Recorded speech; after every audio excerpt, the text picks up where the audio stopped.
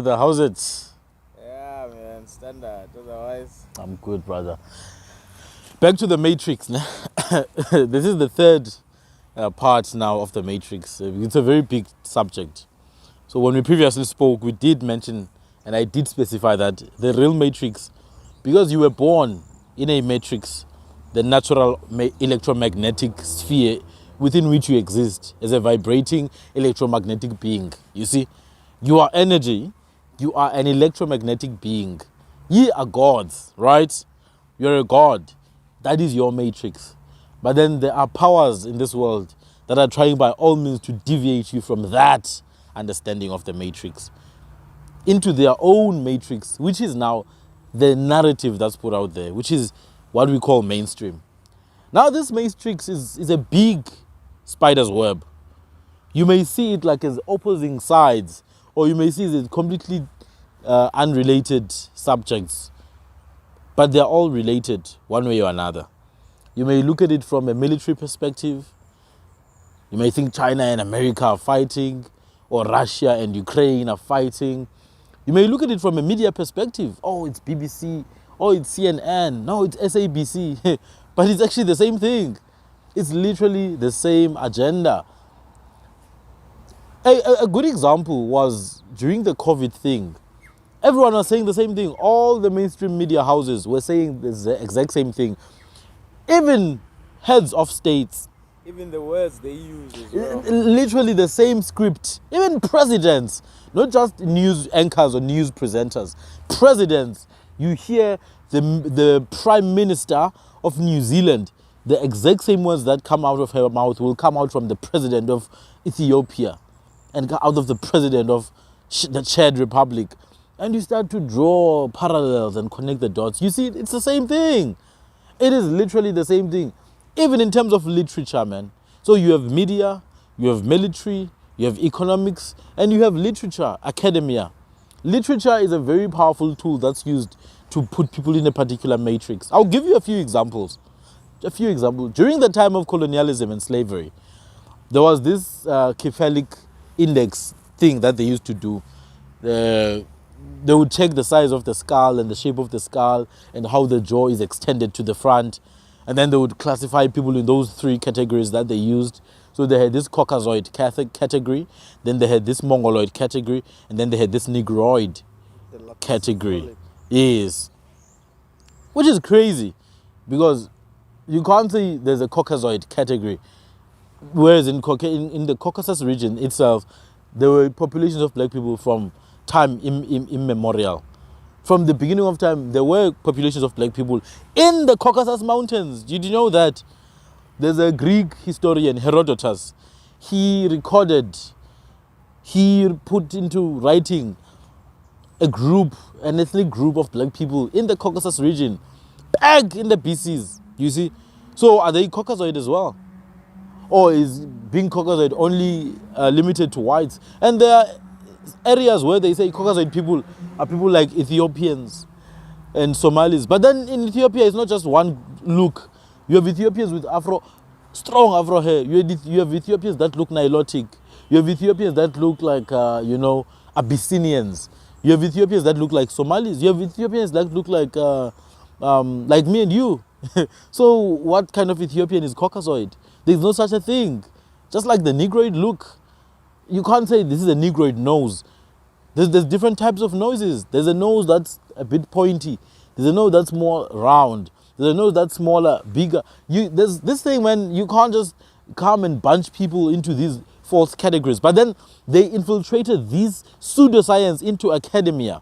Such a point that they had these false scientists. I'll call them false because they were preaching lies. You see, and they still are to this day.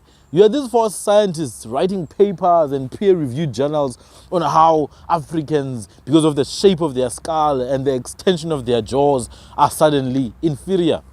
And when that data came to haunt them, they would change the script. When they realized that even Europeans are like this, even Southern Europeans look the same way, they would come and change the script that, no, we've realized that it's actually the opposite. So it was never about the truth. It was about what their agenda or what their narrative is. Because the Matrix at that time was about stealing and selling people, lying to people, convincing people that they are worthless so that they can keep on profiting from that. That was the agenda of the Matrix at that time. And they needed to convince people about that. And they did exactly that. So these people will go to all lengths. They will not stop at anything. They won't stop at anything to get their agenda. If it means they must rewrite history, they will rewrite history, just like they've been rewriting history. Another example of academia being used by the Matrix is in South Africa. If you read history books, they will tell you that when the Afrikaners, when the Dutch arrived, it was not even the Dutch, in fact, it was just Europeans, man. You had a lot of English people, you had a lot of French people, a lot of Germans. In that first voyage, it's not even a first voyage actually, but the voyage with Jan van Riebeeck and the Goede Hoop and the Dromedary and the other ships. You had French, English, German, Dutch, all different groups of Europeans. They were there, man. It was not just Dutch people, right? They came, but then history books will tell you that they arrived in 1652 and there was no one in Cape Town. They discovered Cape Town, which is a lie. There were people in Cape Town since tens of thousands of years. At least that's what archaeology says. Skulls have been found along the ocean, man. Skulls of population that have been living there. African, black African people. I repeat, black African people, not any other group, have been living in the coastal areas of Cape Town. You had groups such as the Goringaiqua, the Goringaiqona, the Chochokwa, the Kanukwa people, Atuniqua, Kham people, some of the oldest tribes in this country.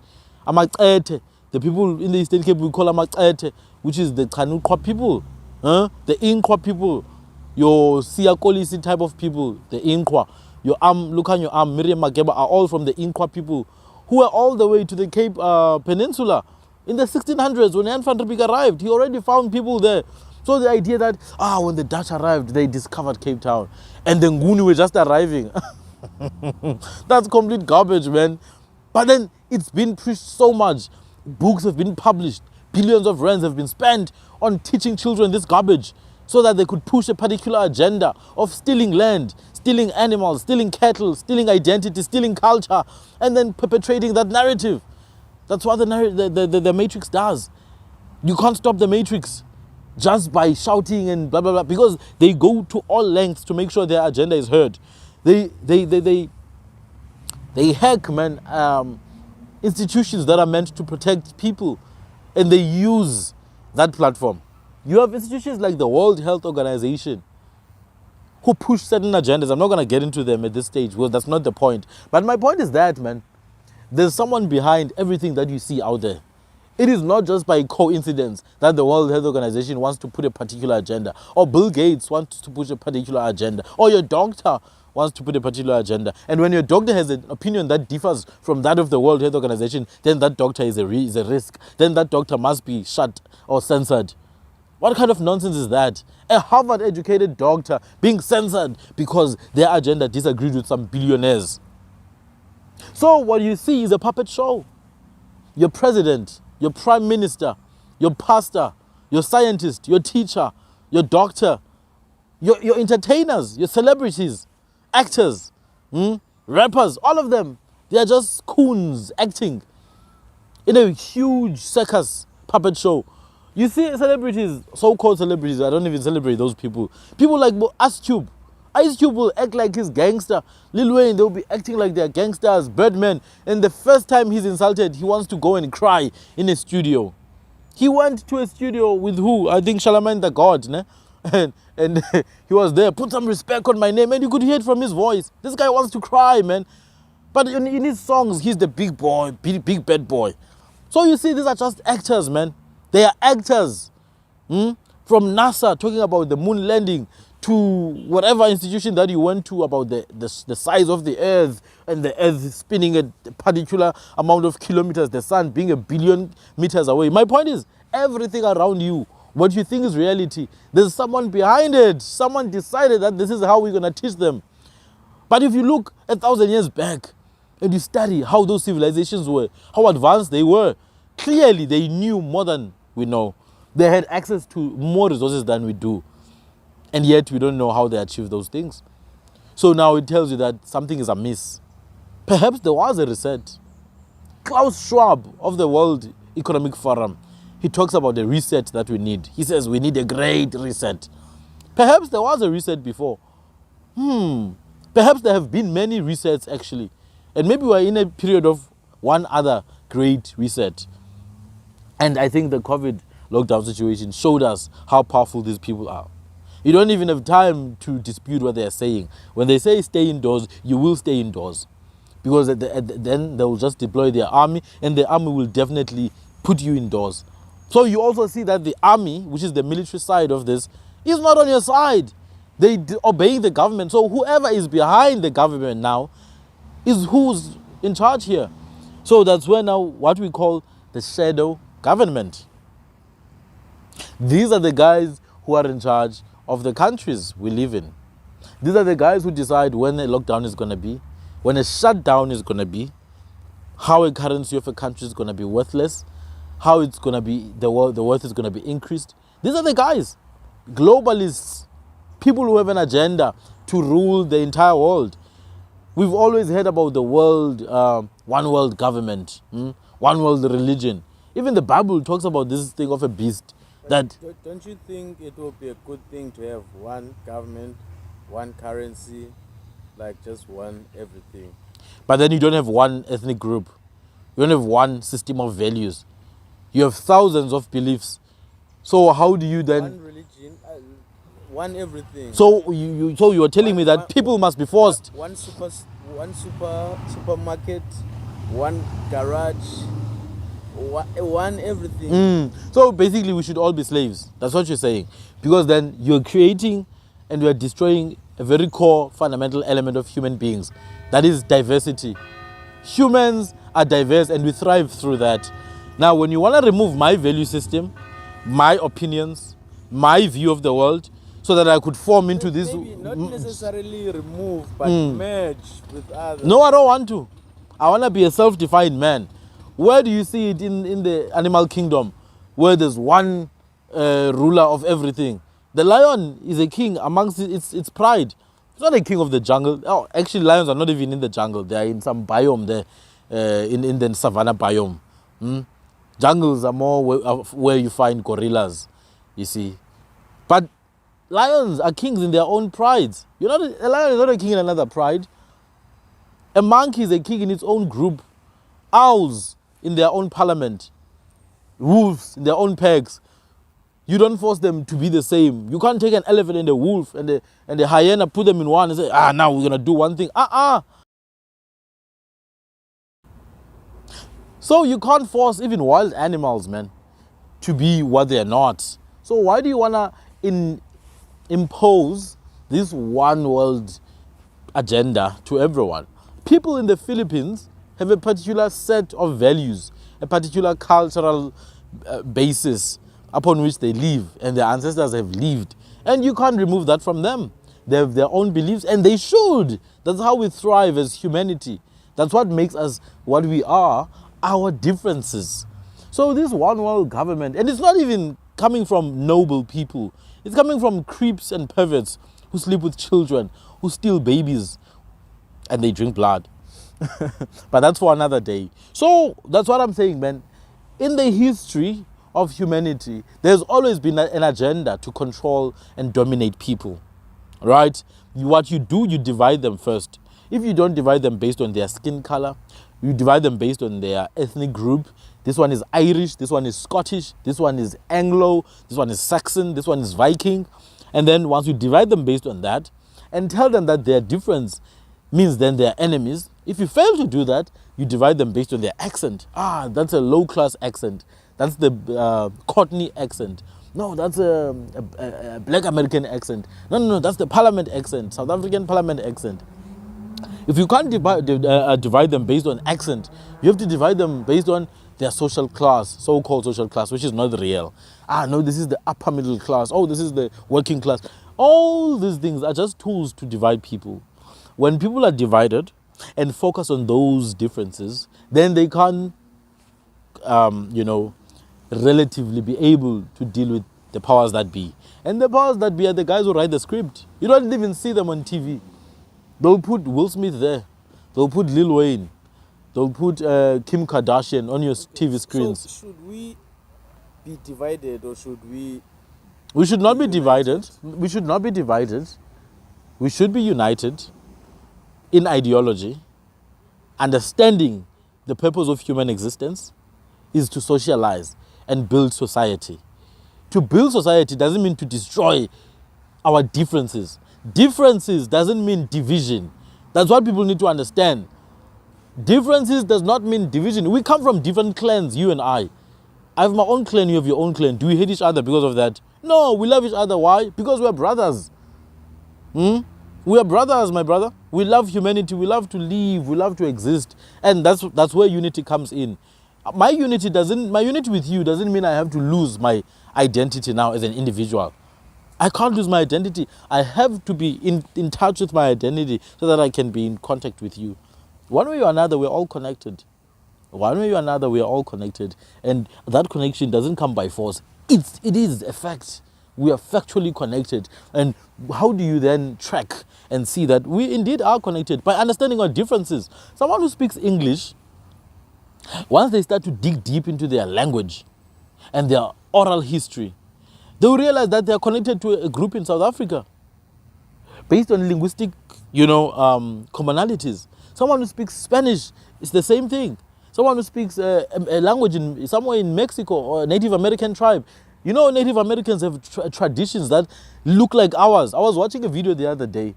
A Native American boy who was dancing. I thought he's a South African Xhosa boy. I really thought so, man. I couldn't see the face, obviously, but I saw the clothing that he was wearing and the dance. I thought, it's a Xhosa boy wearing his traditional clothes. Do you see what I mean? Because that's how connected we are, divided by oceans and thousands of kilometers of landmass, but we are still connected. But that connection, we don't have to fake it. We don't have to force it on people that, no, you have to stop having these values. You have to stop having this belief system. No, you can have your values because that's who you are, the values of your people. But then in those values, there's a commonality that we have. And that commonality has to do with our concern for socializing. So, but where do we now put a stop on someone's values and say, no, this is unacceptable? It cannot be acceptable. It undermines the core fundamental element of people life. Believe in sacrificing babies. It's their values. Now, do we say, continue sacrificing your babies because it's your values? No, we can't. We can't allow that. So where remember I told you our core purpose for existing is society. To build a structure where our children are able to preserve continuity. When you sacrifice children, you stop continuity. So it violates our fundamental purpose for existence. So you put a stop there. Right then, anything that goes against life, my brother, anything that goes against life. That's why criminals, we used to be stoned to death. Criminals used to be stoned to death even back in the day, in the old civilizations. If you're a criminal, you'd be stoned to death. Or you'd be put in a dungeon of lions and lions would eat you. Why? Because you're a threat to human existence. So people who are sacrificing others, that cannot be acceptable. But people also have to be educated, not manipulated. You educate people on why certain things are and why certain things are not. You don't manipulate by funding radio stations, funding artists, funding TV stations, so that they can push your agenda, because that's what we see. These so-called powers that be, they work in shadows. They work in darkness. You don't even know who owns BBC, CNN, SABC. But then if you start to research, you find that they're owned by some consortium, which is owned by a particular group of people, and you find that they're all connected. It's a very, very extremely elite group of people.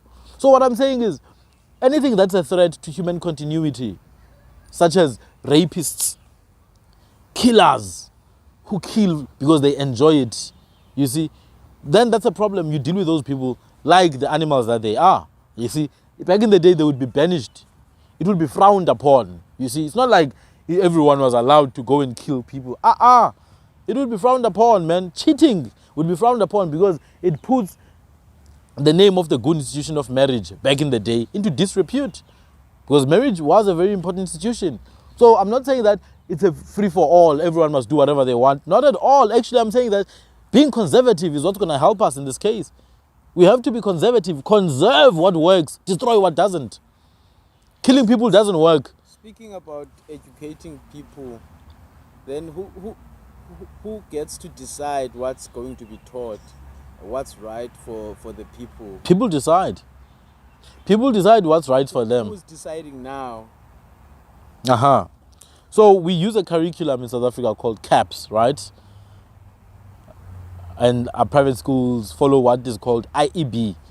But then you also have the Cambridge schooling system, which is the European one. Now, Cambridge is an institution in Europe, in Britain, and you would know that Britain is ruled by a monarchy, the Windsors, right? King Charles III. So he's at the helm of what your children are learning. Remember, we're colonized by these people, man. So our education system has roots in European missionary school of thought. Our schooling system was built by missionaries, literally. It was built by missionaries. So when the missionaries came, they came with this private school education kind of thing, and the first black people to go to their schools, you know, they received this elite type of education in all African countries. So these were missionaries. They were sent by the church being ruled by the kings listening to the Pope. They take orders from the Pope. So the Pope is actually the one who decides what children are learning in schools. So the schooling system is controlled by Europeans and European interests. I'm not going to say who or what, but obviously look at the people who are funding these institutions. And then now, obviously I can't point to King Charles, that King Charles is the one who's in charge of our schooling system. It's multiple groups now. You have the World Health Organization, you have the World Economic Forum, you have the World Bank, you see, for finance-related stuff, the World Organization for Health-related stuff, the World Economic Forum for economics-related stuff. So there's these world organizations that are sort of like gatekeepers to the different aspects. So if you want to go and learn astrophysics or astronomy or whatever they call space science, there's NASA, which is at the helm of that. If you want to go and learn about, you know, aeronautics, there's NASA still. So those are the powers that be. Now you have to find out who's behind NASA, who founded NASA. You'd be shocked that it is connected to people who are Nazis. You'd be shocked that it's connected to people who are Nazis, Jesuits, and it goes back to the Pope. It goes back to the Pope because that's where the high level of power is. You know, they call the Pope Vicarius Filii Dei, the representative of the Son of God. Christ. Yes, because to be vicarious is to stand in the place of. The one who stands in the place of Phili means son, Philos, Dei or Deus or Zeus, that's God. Vicarius Filii Dei, the representative of the Son of God. So you serve the Pope one way or another. Even the legal system, the courts. That's why these guys are wearing wigs, blonde wigs in court. Bruh. Imagine, man, lawyers, advocates wearing blonde wigs in court, man, in an African court. Whereas our traditional leaders, they used to wear skin, leopard skin, royalty, lion. Crazy. It's crazy, man. That's how delusional our people are. So you ask me who's in charge of the education system? It's the same people who are in charge of slavery, the same people who are in charge of killing and raping this country, the same people who are in charge of the mines, the same people who are in charge of taking the gold. Those are the people who are in charge of the education system. Okay, so according to you, bro, what are some of the things that you wish you could change about the education system that we currently have? Everything. So what the education system has gotten right is teaching our children absolutely nothing. You learn absolutely nothing at school. I can sit with a professor with the highest level of professorship or whatever they call it, and I would completely destroy him into pieces when we talk about reality. These people are delusional, man. They call themselves thought leaders. Yeah, you don't lead by thought here, you lead by action. My brother, education should be a tool to address the issues of the day. If in this situation that we're in, we have load shedding, why are people not able to solve it? Load shedding. That's the problem we're facing. Educational institutions they should be going crazy now. People thinking of solutions, but people are not. Instead, when there's load shedding, people have already found ways to deal with it. In schools, they've accepted it. But these are places of thought and leadership. So how our education system should be structured. It should be built to primarily address the issues of whatever community that education institution is in. So the University of Cape Town should be the place of solutions for Cape Town, first and foremost, and then for the world after that. The Nelson Mandela University in George and in Gqeberha should address the issues of George and Gqeberha. So whatever the education structure is, I don't give a damn. But it should solve the issues of whatever community those people are in. Do you hear what I'm saying, my brother? Yeah, if in your community you have I a... hear you, my Yeah. brother. You're saying we're actually using outdated Absolutely outdated. information that was meant for those days. Absolutely. We actually need something new right Even now. the structure, man, the way people sit in those desks, they're sitting like they're soldiers, like they're going to war, man. You see, it was made to beat people up into submission, acquiescence, and obedience. You are being taught to obey orders. They don't tell you to think. They don't tell you how to concentrate, how to focus, how to find your way, your style of learning. No, they don't teach you. If there are schools who teach that, those are in the minority. I'm not talking about them. I'm talking about the majority of schools. They don't teach children how to focus. Do you know that focusing is an extremely, extremely, extremely important skill for success in this life? And I'm not talking about success in a monetary way. I'm talking about success in everything you do. If you've mastered the skill of knowing where to focus and when not to focus, you could be the best in everything you do. You could learn to play different musical instruments. You could learn any skill. They don't even teach kids how to learn. And they expect them to learn, but they don't teach them how to learn. They don't teach kids how to concentrate, how to think, expose them to how to deal with failure. Instead, they compare children with one parameter: your marks, your grades. They don't care about how respectful you are, how much grit you have, how can you handle adversity. Because there should be different measures, man, for different aspects of your life. Schools should be able to measure your ability to withstand adversity. Should be able to measure your ability to deal with disagreements, your ability to handle conflict, your ability to handle excitement, your ability to be able to disperse or control your attention. So for you, would those be like your compulsory subjects? Absolutely compulsory, because those are the real things, man. When you go out there in the world, it's not about whether you got 100% in mathematics or not. Even people who got 20% mathematics, they can still succeed more than you do in this world because they are able to solve problems. That is the core of everything. Solve problems, create solutions. You can learn mathematics and apply it in your daily life, real life application. You can learn physics. There's nothing wrong. Physics is such an absolutely amazing subject. You can learn chemistry. You can learn biology. You can learn geography, geomorphology. You can learn all these different subjects. But then just learning about them and not applying them in any real life situation, especially in your context, your local context, then it's a waste of your precious time. So education should change at the core level what it's meant for. It should change. Because now they're beating children to submission, acquiescence, and complete drunkard. Children are drunk with the wine of Babylon, as one book said. They're drunk, man. Children can speak English very well. They can speak French very well. They can speak Afrikaans. All these languages, they can speak them very well. They can articulate. Actually, no, not really. They can speak with a particular accent. They don't even know how to articulate. They can't get their points across because if you disagree with them, then they'll cry and say you're discriminating them. You must agree. They're not even taught how to deal with disagreements, man. You engage in debate with some of these effeminate fools from these so-called Model C or for Model C schools. They get angry and sad when you disagree with them, which means they're not ready for real life. So education system should, at all levels, be designed to address the primary problems that these people are facing. Then, at a particular level of advancement, education should be designed to explore what's out there. People are not even allowed to go to Antarctica, man. What kind of nonsense is that? Who owns Antarctica? Who owns Antarctica? Who has the power to allow or disallow people there?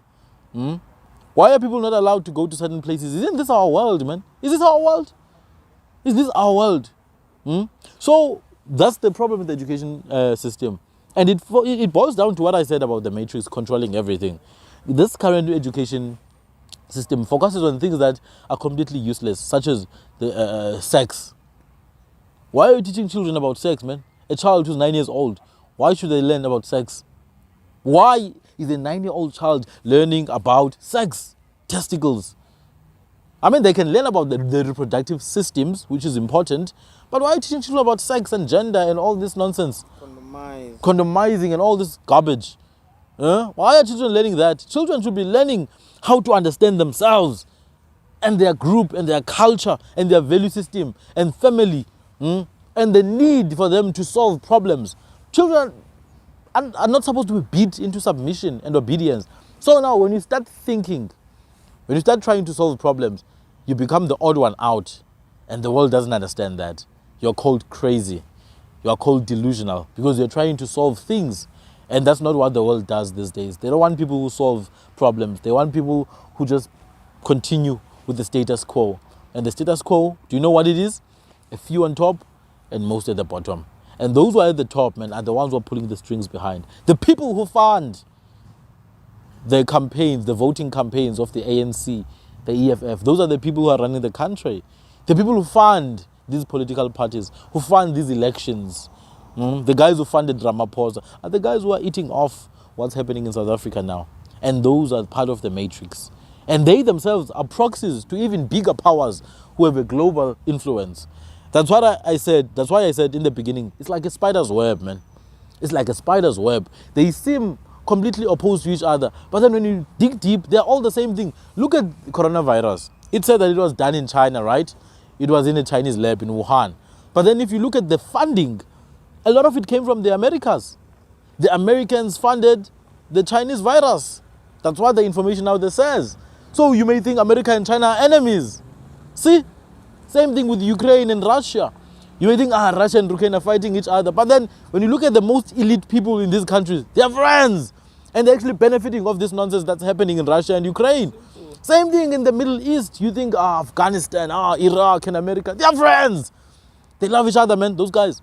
They all create this nonsense of a facade, a smoke screen, a fugazi, if I would put it in other words, a fugazi.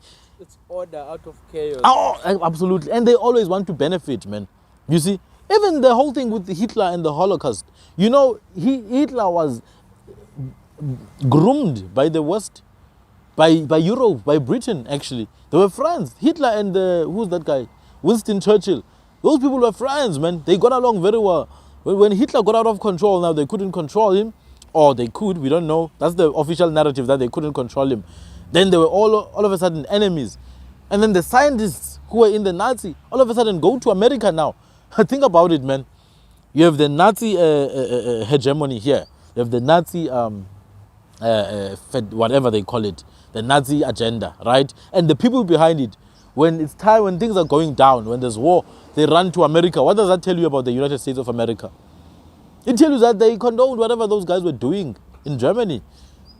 Whatever those guys, those bombs they were developing, they are now in America.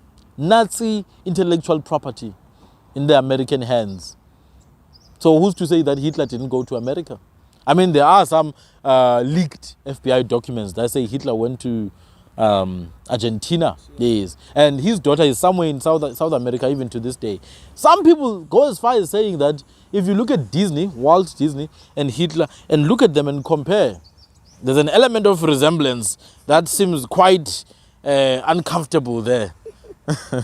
I'm not saying anything. All I'm saying is that Walt Disney and Hitler look alike. And Walt Disney had a Nazi friend, the guy who founded NASA. So you may think all these divisions and these organizations are different and they don't communicate with each other. It's the same people, man. It's the same people, same conductor, the same script. That's why they all say the same thing at the same time. Even movies, man. Look at Hollywood movies now. There's always a gay character. There's always a trans character now. There's always, we need a black representation of this. Whether or not that's a good thing, I don't give a damn. All I'm saying is that they're doing the same thing. So that means there's someone who told them to do the same thing, because that's not human nature. Humans don't do the same thing. It's naturally, humans are not like that.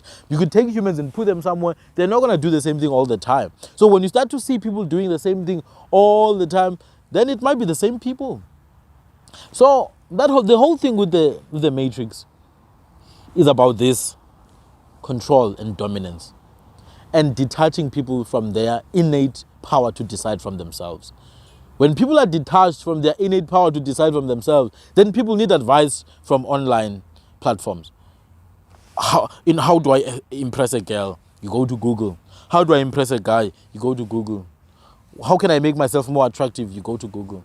Am I saying that you can't find resources to, help yourself there? Absolutely you can. But not everything is about taking it from the outside. You have to generate life from within. And that's what the Matrix doesn't want. They don't want you to have life from within. They want you to look outside. That's what the education system does. That's what the military system does. That's what science, these scientific researchers do. They push you to look on the outside, whereas the real power is inside of you. Reverse. It's complete reverse. They're reversing everything so that you live upside down. Everything, from how you eat, what you eat, how you wear, what you wear, it's all in reverse, man. And they even normalize. They give names now to everything. People are mentally distressed, man, because people are detached from their human nature. People don't even talk to each other. You know me, I talk to people, man, complete strangers. Even if I'm in public transportation or in a public place, I will talk to anyone. That's who I am, and I love it. It's a blissful, pleasant experience. I love every moment of it because I'm a human being. My purpose of existence is to socialize, to build, not to be a slave and be scared of talking to other people because there's some virus in the air, or because that person is from a different race, I don't give a damn, because the power is inside of me and no one can tell me anything. No one can tell me otherwise. The power is inside of me and I saw it. I saw it. I felt it. I experienced it. I see it every day. The power to create is inside of me and they want to kill it. They're killing the light inside of you and you're allowing it. You're allowing it. Stop being a slave. Myself included. Stop being a slave to sex, to pornography, to prostitution, trying to impress girls. You go out there, you put yourself in debt so that you can have nice cars, so that you can get girls. Shut up. Be a better person. That's the thing, man. When you spoke about women dating higher, you have to be a better option. You don't have to have a better car. Be a better option, you as an individual. I'm not going to get into that for another day. My point is, we're being enslaved, man, daily. And it's becoming very, very, very dangerous because it's hard now to distinguish between reality and perception. One guy said, it has gotten to a point where if the government can tell you the sky is green, just for 3 months, you'd have people believing that the sky is really green. Because they've delegated their ability to think for themselves to another. You can't do that. If at home you have a child, take care of that child yourself. Don't delegate that responsibility to their teacher. Don't delegate that responsibility to the streets. Your child should not learn from the streets. They should not learn from celebrities, man. Your child cannot be learning from Lil Wayne, from Sam Smith, from The Rock, Dwayne Johnson. You can't be learning from those weak characters. They're not even really human beings. They're characters. You don't even know their real personalities because they're just selling a character there. Your child can't be learning from those people. They're not the highest of the human species. They're not the most desirable of the human species. Take care of your child. Teach them values at home. Family values. You can't be controlled by the news, always showing you images that are going to trigger traumas and fear. You can't. You have to decide your own reality.